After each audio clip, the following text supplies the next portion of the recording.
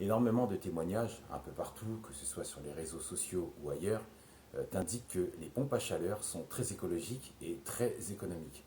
Alors c'est très économique si l'État fait du fric. C'est très économique si l'État propose des aides et donc fait du fric. Alors très écologique, je veux bien l'entendre, mais l'État n'est pas le numéro un en termes d'écologie, on est bien d'accord. Ensuite, économique. Les économies ne sont pas faites par celui ou celle qui se fait installer sa pompe à chaleur.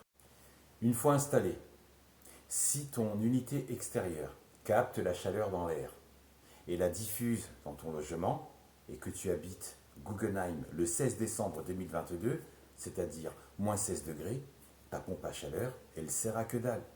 Ou si tu habites Nancy, Langres, Épinal, Charleville-en-Mézières, en moyenne moins 13 degrés, ta pompe à chaleur, elle sert à que dalle. Le froid a des conséquences sur le fonctionnement de ta pompe à chaleur.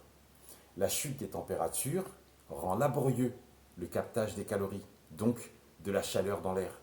La chute des températures fait qu'il n'y a plus de chaleur dans l'air, donc plus de chaleur dans ton logement. Si les températures passent en dessous de zéro, ta pompe à chaleur est en PLS et tu te retrouves le cul à l'air dans ton logement. Mais dans ce cas de figure, il y a une solution. On va coupler ta pompe à chaleur à une assistance électrique, donc une chaudière électrique. C'est donc ça la solution écologique et très économique. Un propriétaire qui dépense entre 10 000 et 20 000 euros pour une pompe à chaleur et qu'il obtient une aide d'environ, allez, on va dire 5 000 euros, et qu'il subit un hiver très rude et qu'il tombe dans la période où il est entre moins 7 et moins 13 degrés. Avec l'assistance électrique, je ne suis pas persuadé qu'il fera beaucoup d'économies. Quand on dit une pompe à chaleur est très écologique et très économique, quoi qu'il arrive, la pompe à chaleur tourne avec de l'électricité.